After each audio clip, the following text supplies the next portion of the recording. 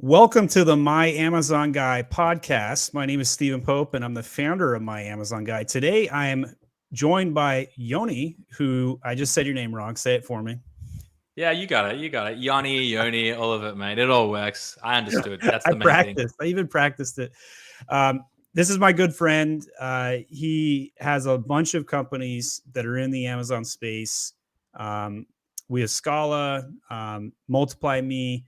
His hands are in a lot of different pots, and he's just an important player in the Amazon space. Today, we've invited him on to have what we're going to call Amazon Real Talk. And so we're excited to talk through culture, systems, structure. So thanks for coming on, man. Stephen, mate, it's just always a pleasure to sit here and have an hour with you. So, mate, it's the honor is all mine. So with that in mind, why do you think your organization and my organization have been successful? We both have 300 plus employee organizations. What, from your perspective, why do you feel like we've been successful?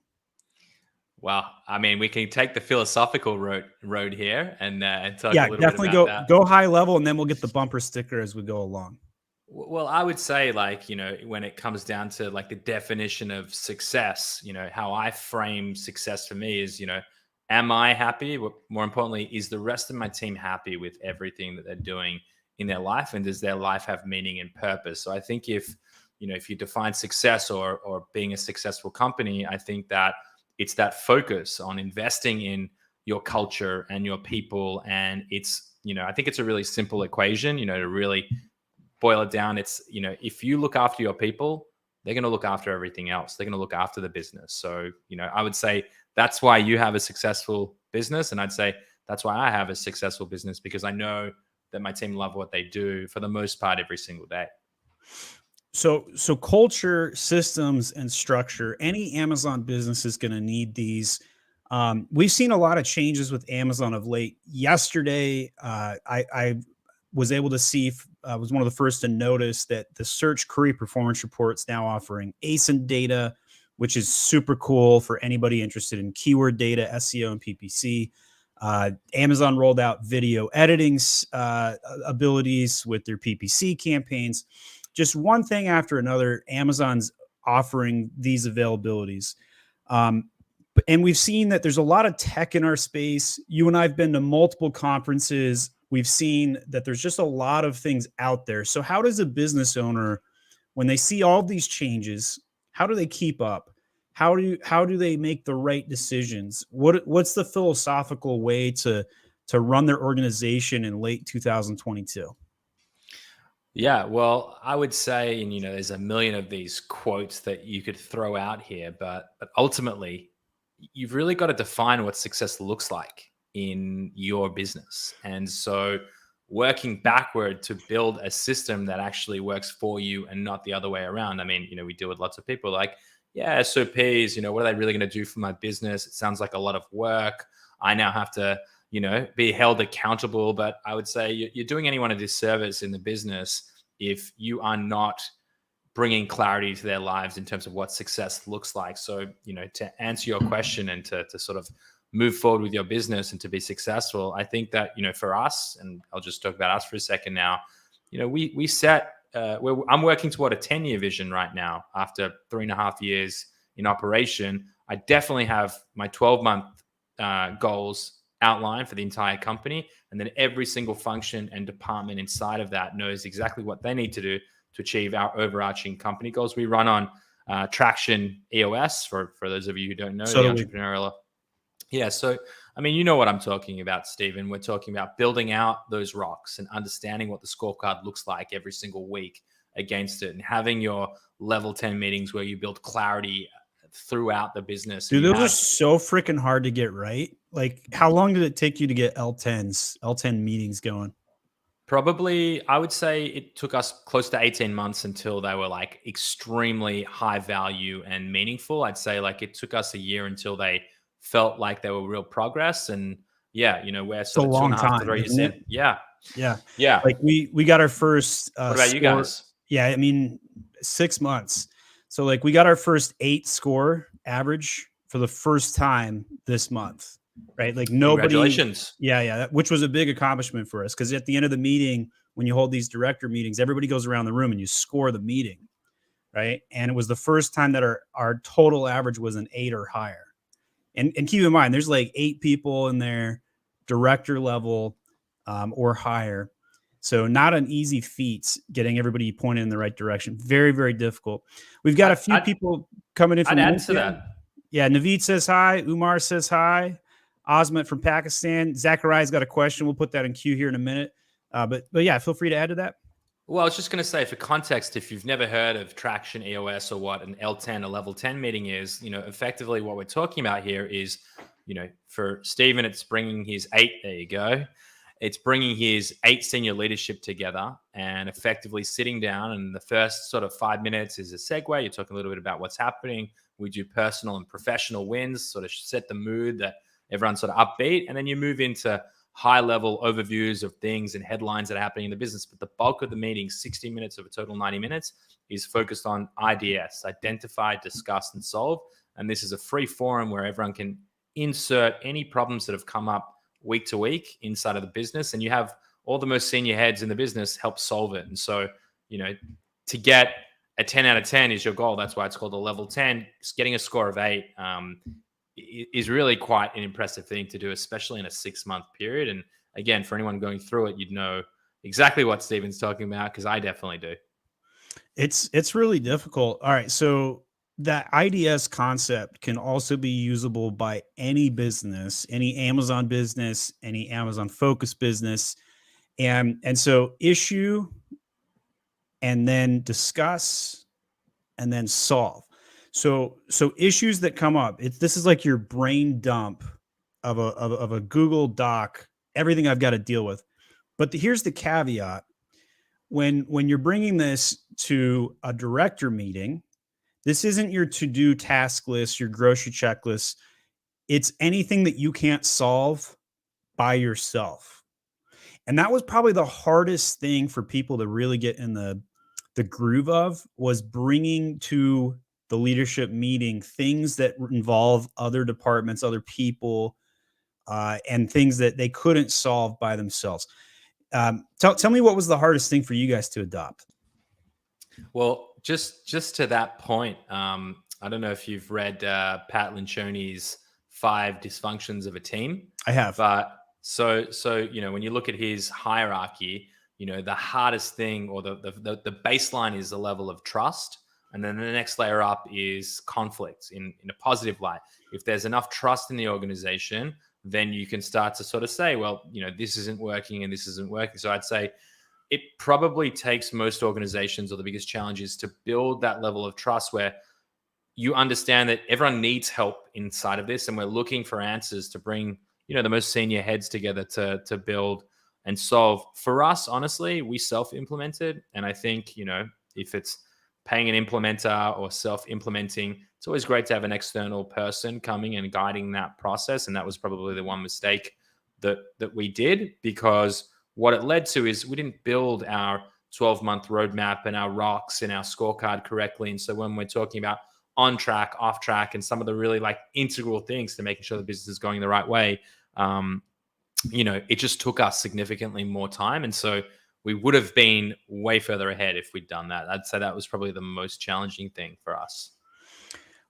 And have you ever hit all of your rocks and you're just like, what's next? Has that ever happened to you? Or do you have 5 years of dev work in your future? Yeah. I've not seen that. I've not seen that at all. I've seen us get close. And I think also when you're setting goals and rocks, as a general rule of thumb, they should always feel a little bit stretched. Like I was reading a book called 2Y 3X, 2 years 3X for growing agencies. Actually could be a good one for you, Stephen. And looking it up right now. Yeah, it's on Audible. And ultimately, one of the things that I read in it is you always really want to push your goals to make them quite stretched. If you look, you'd be surprised at what you can hit. But if you fail by 10%, don't make it a 10% increase year on year.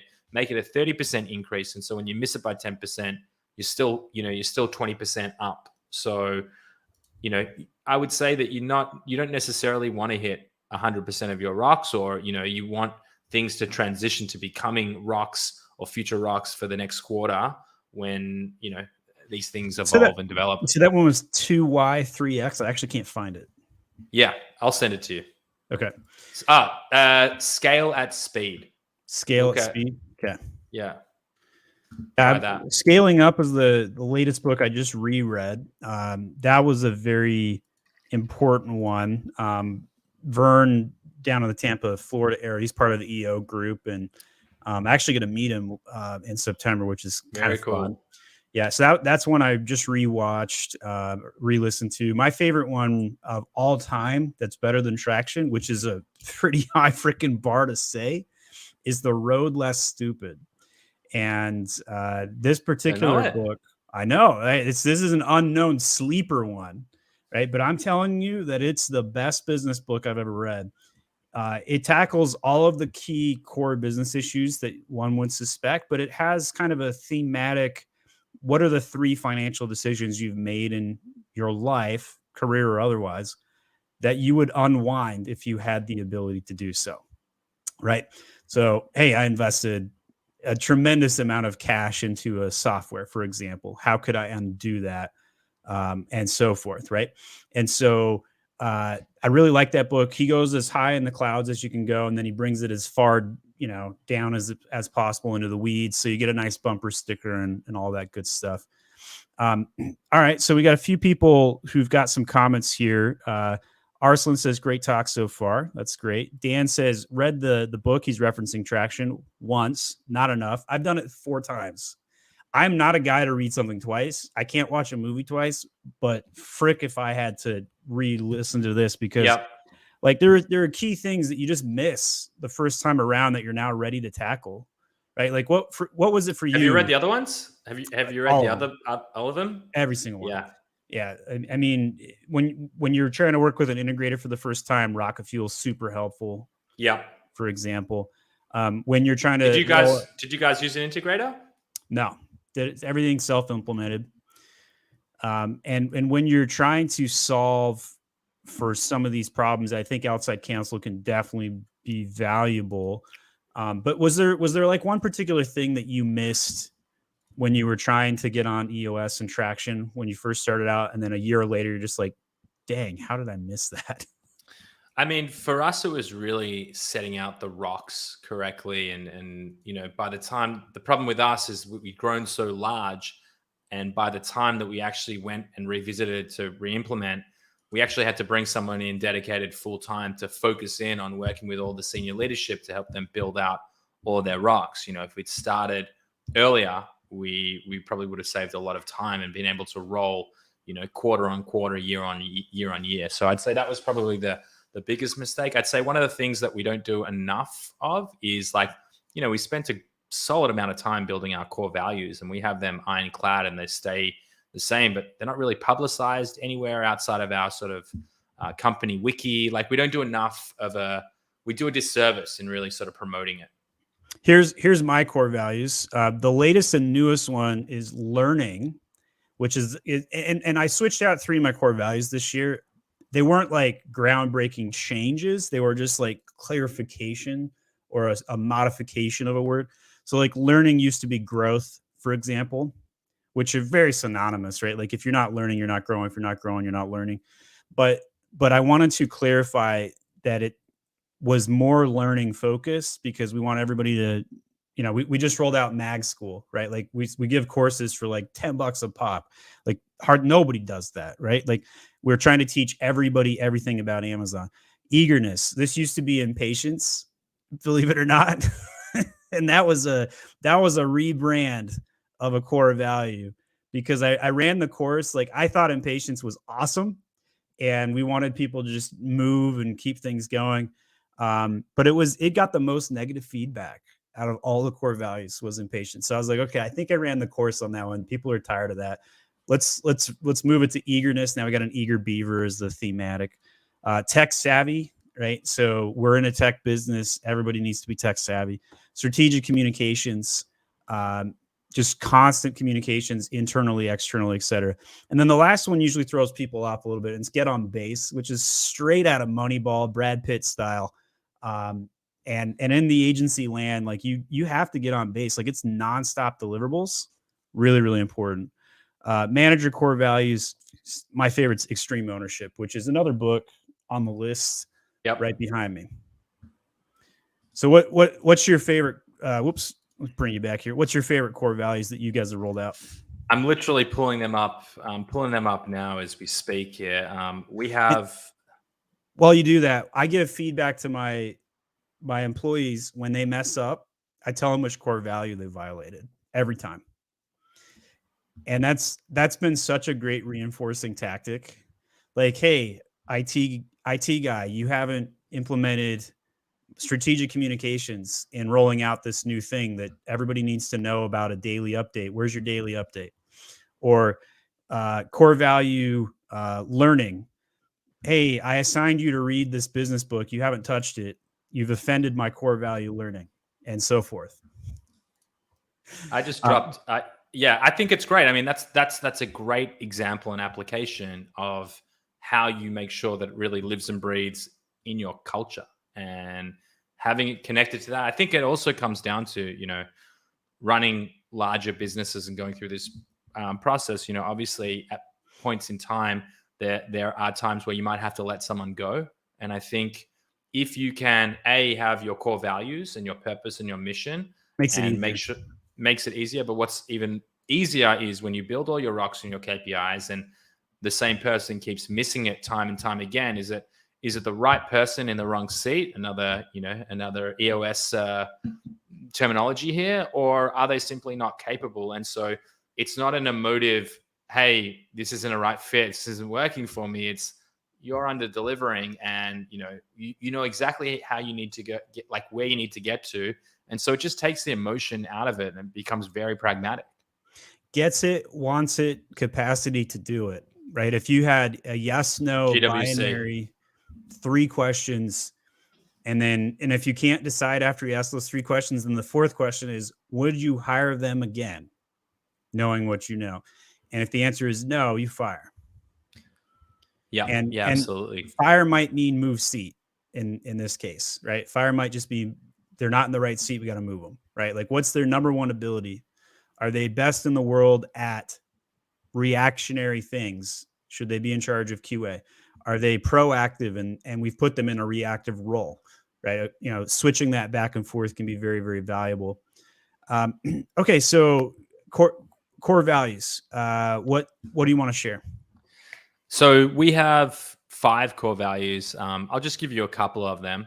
So our first is paradigm smashers, a culture that fosters continuous improvement, challenges the status quo through disruptive innovation. I like next that. One is it's like do you have like a pumpkin being smashed as like the emoji? We don't have an emoji. We don't have emojis for this. I just gave you one right there. Done. Absolutely done. Okay, well, this is going to be a good one. Give me an emoji for this one. Sisterhood state of mind. Our collective contract of mutual support dictates that the sum is greater than the parts. A picture of a nun. Hungry, foolish monsters. We are the breeding ground. The adjectives here. Yeah, that's great. We are the breeding ground for the thought leaders of tomorrow, accelerating passion into creation and drive into success. Okay, I'll just read you.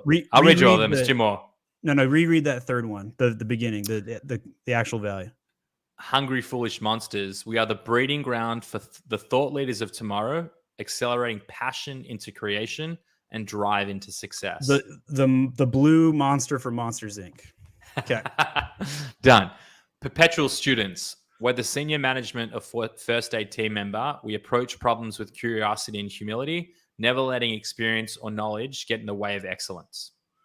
That one's a little harder, but I felt owl on that one. Yeah, okay. And then success is better shared.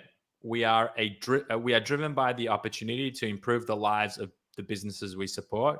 We exist to add value, not to provide service. That's a really good one. So if you were a CPA firm and somebody viewed you as an H&R Block, right? You check boxes, you fill out paperwork, versus adding real tremendous value where that CPA firm is going out of their way to demonstrate how your future is going to be depicted, to forecast, to advise, right? Like that's the adding value. So I think that's really good. So you really had some meaty adjectives in there. Yeah, we went through sort of the traction process, and we had like 3 or 4 separate meetings, sort of whittling it down from, you imagine some, how we approached is we each senior leadership imagine someone that really embodies like who we see as like an excellent performer. And then we started to really just put through like all the things that made them great. And then, we had a list of, a couple hundred words. And then we looked at the ones where there was crossover, and we sort of finally whittled it down to, it's hard to get down to 5, to be honest with you. I don't know how did you find it? I got it down to 15, and then I just found myself reflecting on which ones I actually would use on a daily basis. And sometimes one core value can get 2 or 3 of the concepts in play, right? I also voted. I had people vote, right? So like when we switched the core value from growth to learning, I put it to a company-wide vote. And I explained why I wanted it to change. It was a 10 to 1 vote in. Very like landslide vote there. That's great. But I mean, for anyone listening, and for anyone who's not running their business on a methodology like traction or reading Scaling Up, or any of these great books, I mean, it's pretty apparent to me. And again, I was I was exactly like I'd say most entrepreneurs 5 years ago, where I wasn't setting goals and KPIs. If we switch to sort of Amazon speak, like how many people are actually sat there saying, I am going to launch 10 new products this year. I'm going to work backwards and understand what my capital constraints might look like, and what my cash flow and cash conversions, like it's very, I'm saying you have to hit a real professional level. And, we work with a lot of aggregators and a lot of sort of larger businesses that have, pretty sizable companies and access to capital. And, even in many cases, they're even struggling with it. So I'd say like, it's not rocket science to do all the information is there that exists. There's like an element of discipline. And, I think my favorite, or one of my favorite books in Jim Collins' Good to Great, the whole notion of you got to get the right people on the bus. And once you have those right people, everything seems to click easier. Yeah. And it's, companies are not families, they're teams. That's No Rules Netflix.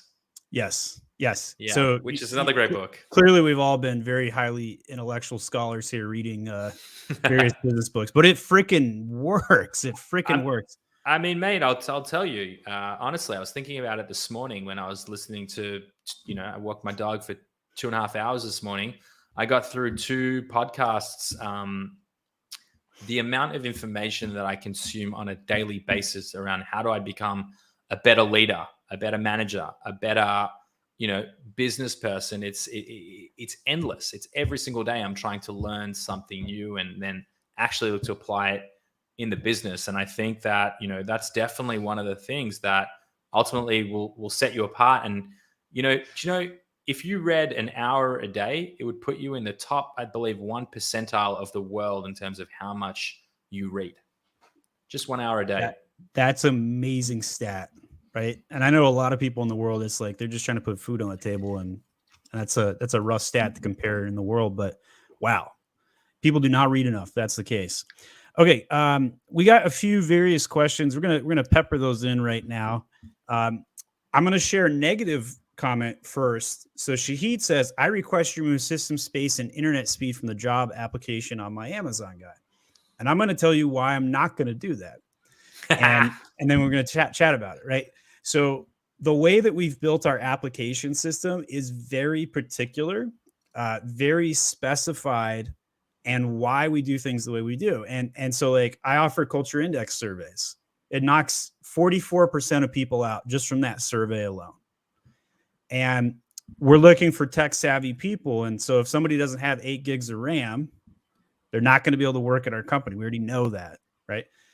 Internet speed. If somebody doesn't have an upload speed of at least 2, right? Preferably like 25, but minimum 2 in the Philippines or Pakistan, we know that they're not going to be able to stay connected to a meeting, right? Like these are things that we have long ago figured out. So we have a system. We're not going to change the system based on this feedback, but I just want to get your hot take and your feelings and thoughts. I mean, we do the same thing at Multiply Me, to be totally transparent, and it's exactly that. I mean, we can't place someone in another business if their internet's dropping off mid, and for anyone who's not tech savvy, an up speed of 2 is like, that's a real bare minimum thing here. Like the beautiful thing, I don't know if you know this, Stephen, but Starlink's coming to the Philippines. I think in the next sort of 3 to 6 months, it'll be rolled out. So there'll be no more excuses around internet speed. What's crazy is it's going to be a better internet speed, I think, than definitely Australia, but maybe even like half the world. Yeah, I don't know what's going on over in Australia, man alive. It's like a third world right now, trying to get some utilities going. Okay, Umar says, what do you think of Amazon Japan? I don't have a single client live in Amazon Japan. Have you heard anything? Yeah, actually, I've dealt with the team that helps deploy brands into Amazon Japan, and yeah, I've actually got a guy that he's having some great success in Japan, and there's programs right now that will really help you launch. So yeah, I'm hearing really good things. I'm hearing it's an up and coming marketplace. I mean, it's not like Germany where that's insane, but I'm definitely hearing good things. So that's interesting. The translation component scares me off. If we generate sales organically on 10 to 15 keywords, then stop PPC or continue. Always be advertising is kind of my take. If you don't advertise, you're going to lose your organic positioning. Obviously, there's a certain threshold for profit margin analysis and whatnot, but I wouldn't shut keywords off. I would let them keep producing. Any opinions on that strat?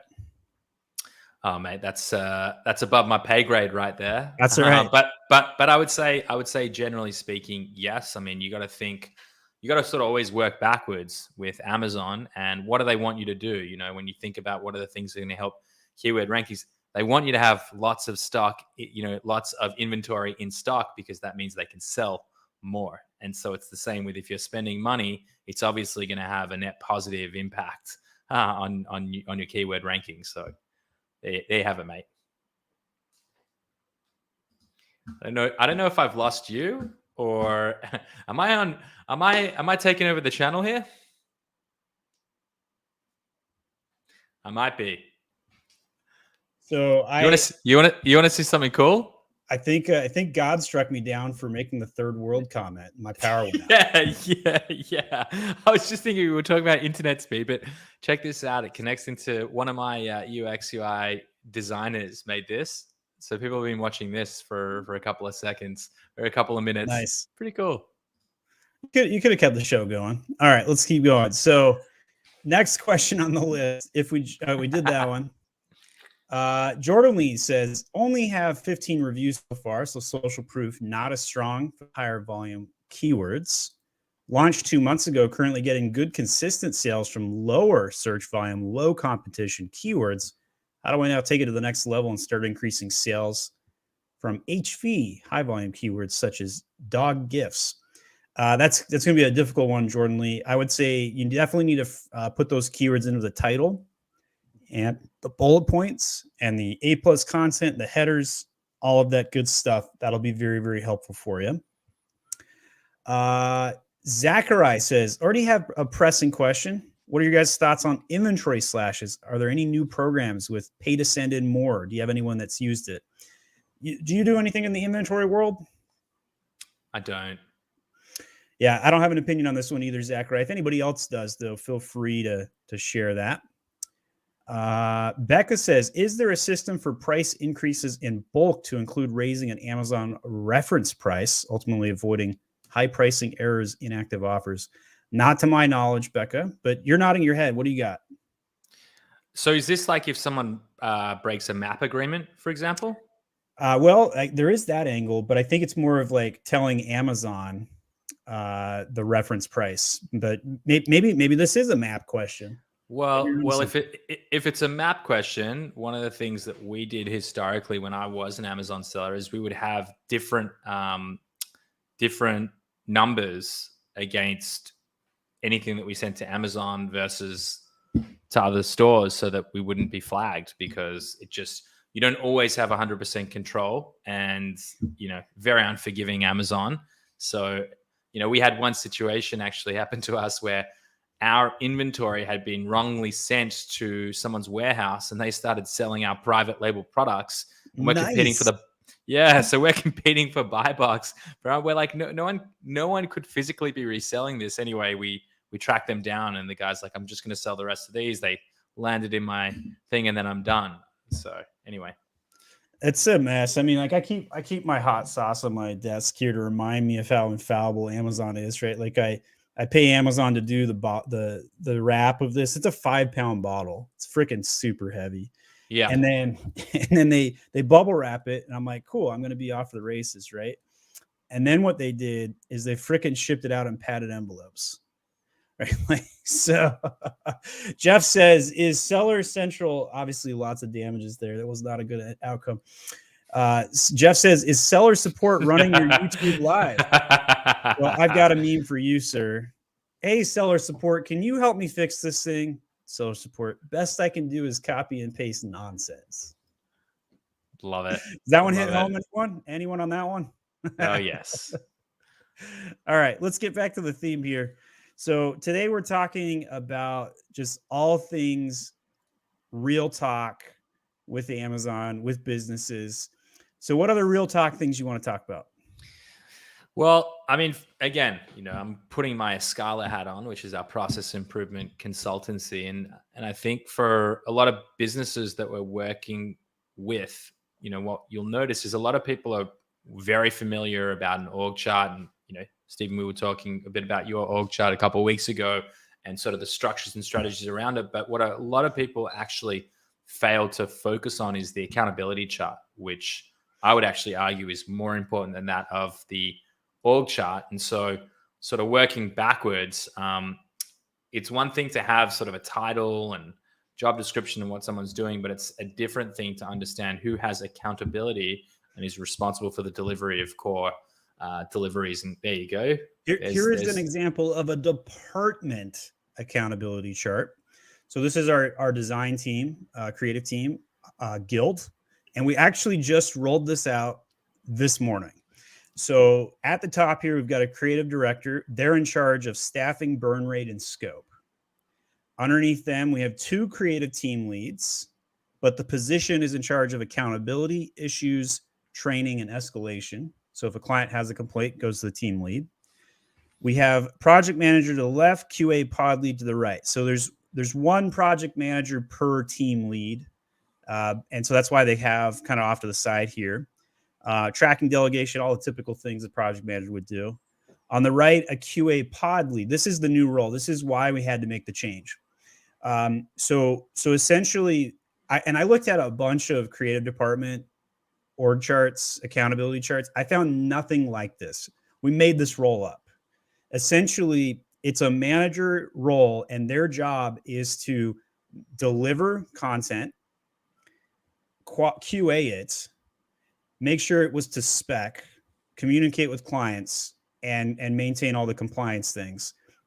But they are in charge of a team of 8 designers and copywriters. All of the content for that entire, we call them pods of 8 people, report into that QA. And then underneath them, they've got classic copywriters and designers. So by having this accountability chart public and given to the entire department and the entire company, when a breakdown occurs, we're going to simply look at this chart and say whose fault it was, right? And we'll know every single time, because it's super clear on who's accountable for what. Now, a regular accountability chart at a company and executive level, it's going to include some sophisticated stuff, profitability, finance, operations, marketing, sales, all those good things would be in a standard company-wide org chart. But a department org accountability chart also super valuable. So what do you think? What am I missing here? Critique me. This is just the design guild.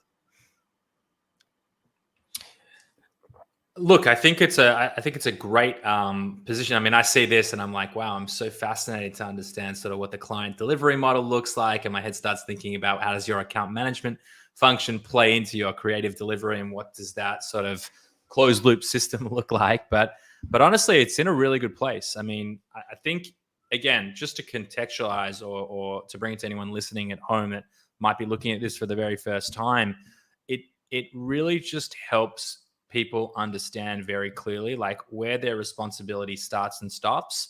And so it's not a, throw my hands up. Yeah, it's not like I throw my hands up and I don't care about anything else. Obviously, when you're overlaying your core values and you understand who you want to be as a company and as a team.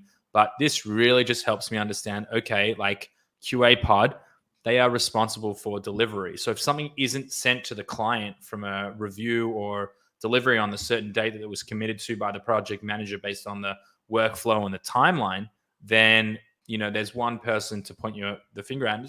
It helps narrow their focus and make sure that they're only focused on the things that are going to add the most value to the business, and also prevents so much overlap. I mean, when you talk about, I'm literally doing a presentation at Scale and Sell Helium 10's event, and I'm going to be talking about the difference between accountability and responsibility, and the fact that when you have that accountability chart, it brings in that level of clarity and understanding as to where those elements start and stop, and preventing that issue of simply just growing a business where you have people doing double and triple work, and it's like, I didn't realize Stephen was delivering on this, so I checked in on it, and all of a sudden you've got literally tens, and when you're talking about companies as large as my Amazon guy, you could be losing thousands of hours a month in wasted double entry work. So I think you're doing a good job. Well, thank you for that. How does somebody create an accountability chart when they first start, in your opinion? Well, I think it's typically helpful to work off of the org chart, because typically speaking, people have come in and they've put together like, here's my creative director, and here's my designer, and here's my QA and my project manager. And, doesn't, even if it's you and one other person in the company, it's irrelevant, but it's then working backwards from what the goals are, and then almost looking at those goals and saying, well, what are the things that we need to deal with? And then make sure that one of the two of you or one of the 15 of you are actually delivering on those things that ensure that nothing is actually missed. So that's a real sort of high level overview of it, but I would say that's a pretty easy way to approach it. JJ asks, deliverables question, when structuring client-facing KPIs, what are a few key metrics you're pushing to less knowledgeable clients to show their current wins and losses? I'll answer this first. Feel free to think of your answer too. High level, we're always showing the top line. We're a marketing company. Top line is the live or die. If we don't increase top line, there's a strong possibility the client is going to fire us. Now, we obviously like to add peace of mind and take care of the grunt work so they can maintain their business and have a lifestyle brand. That's true in many instances. But top line is generally the main deciding factor. As we go down the list, the second and third spots would go to traffic. That's going to include keyword rankings, session views, all that good stuff. Conversion, this is a highly debatable one, because technically, if I increase your traffic by 10x, your conversion rate should go down, but it's good. It's directional. If I can't move your traffic up, I better at least move the conversion up. It's kind of a third metric in line. Keyword rankings, I think, are a very good way to show wins, especially since we're an SEO focused agency. We constantly are talking about multiple phases of SEO, indexing, ranking, market share, all of those things come to mind. I have a really big affinity for the new Search Query Performance Report. And if you guys haven't checked this out, it's got some really awesome drops. You can come in here, you can look at your brand level, you can hit apply, you can switch over to ASIN view though, and you can type in ASIN in there and then see keyword levels of market share down to the keyword level. So here's the favorite keyword I always show examples with, and Amazon continues to put it at the top of my chart every single week. And that's Sage Candles for Cleansing House. You can see the search volume, my impression share, clicks, add to carts, and finally purchases, which is off screen, which is why I call it the ICAP marketing funnel. So these are metrics that clients and all Amazon sellers now have access to. And so we need to be increasing these metrics, increasing market share. ACOS would be another one. And you could talk about, lowering wasted ad spend and stuff like that. Anything that you would throw into the mix? I mean, I wouldn't step into specific metrics, but, living in agency land for over 10 years, more on the, outside of Amazon space, I would say one of the really important things to be sharing with clients is, what have you delivered last week? What are you working on currently? And what are you committed to next week? Because, if anyone hasn't run or isn't in an agency or isn't in client delivery, you're only as good as your last project, or you're only as good as the last thing that you've delivered. And, us humans have a very, very short memory as to the incredible things that have been done. And that's sort of across the board. So I'd say if you're running an agency, add that stuff in, because it's great. Also, another life hack for you. It used to scare the absolute shit out of me. But every Friday I used to have to send that report when I was director of whatever my title was, some stupid long-winded title. And you had to CC in the owner of the company. And so I had to make sure that I was delivering value. So, if you're running an agency, maybe having you as just maybe not with the level of clients you have, but maybe they're direct managers, Stephen, having them CC'd in those to make sure also that it's been delivered. So one of the things you learn in the EOS system is have the same agenda item for every time you have a meeting, especially if it's a reoccurring meeting. So you just mentioned per diem, like the exact ones we use. Anytime we meet with a client, we do 4 things. Number 1, what did we do for you in the last 2 weeks? Because you're only as good as your last delivery. That's fantastic insight. 2, what are we actively working on in the next 2 weeks to continue growing sales? 3, and normally we actually do this one at the first, but I did this out of order. It would be the numbers, the reporting, things up, down, metrics, good, bad, and the ugly. And then finally, 4, what do we need from you as the brand? And that is to essentially constantly have that same cycle over and over again. Jeff, you made a comment about custom success manager. Is there another part to this question, though? I might be missing that. Feel free to ask it, Jeff. Let's see. Facebook user says, one of my clients reached out to me. He's selling 0 nicotine disposable wipes. He has total 5 reviews, 3 and 1 star ratings. It's very bad. It's going to be a rough question.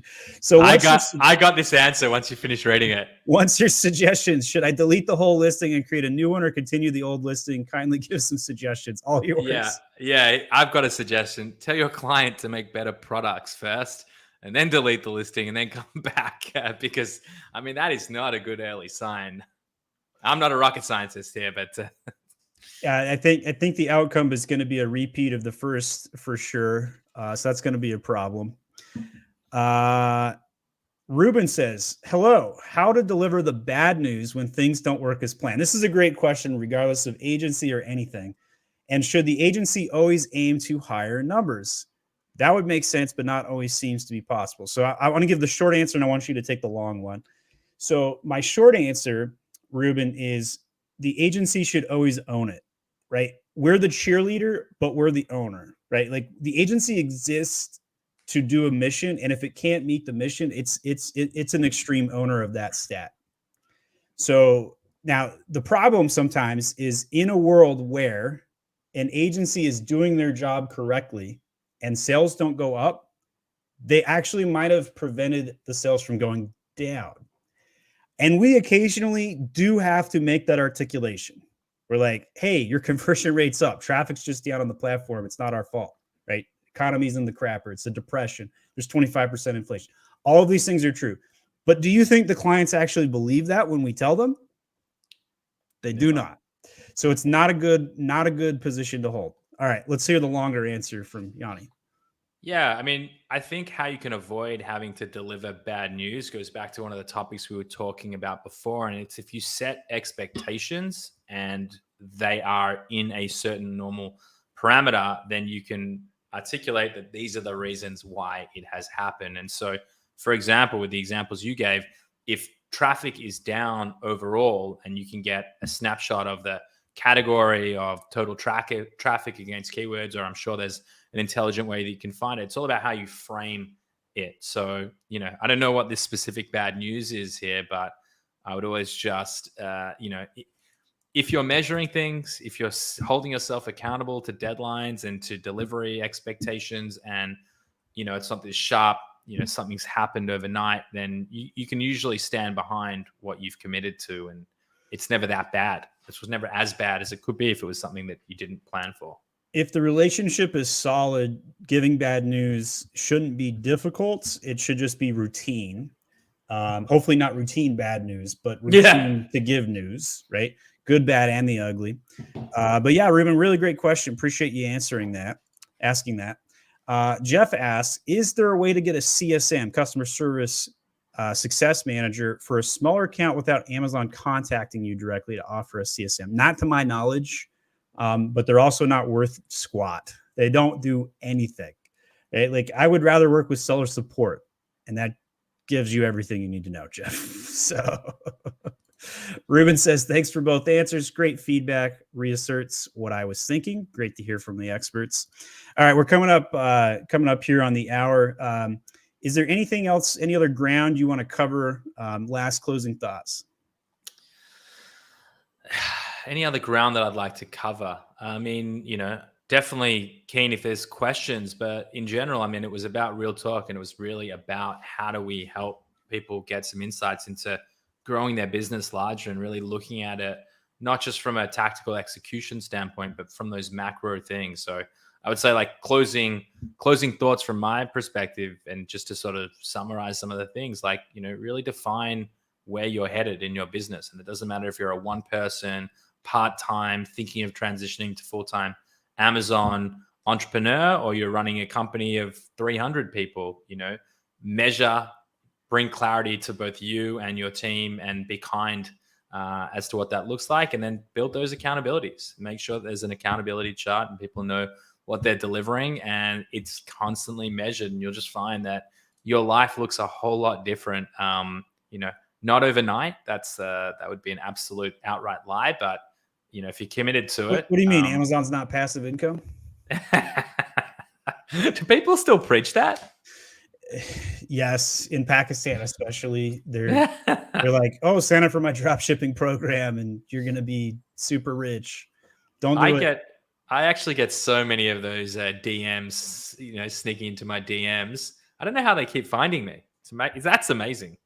Yeah, it's bad. I mean, the future for support staff or running businesses, especially as it relates to my Pakistan comment, very eager culture and group of people, and they're going to be the future of Amazon.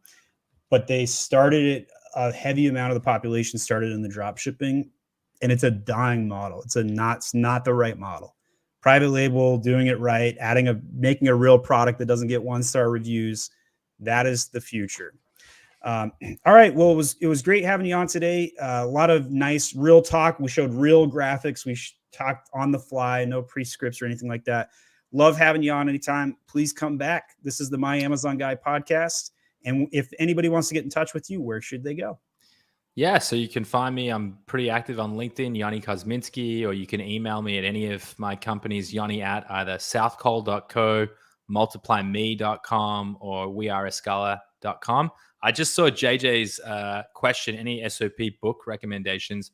We actually have a course coming out, an SOP course coming out that's going to be a pretty intensive thing. And you're going to put it on magschool.com, right? I don't know if we're going to put on I think my creative team has gone off and done their own thing.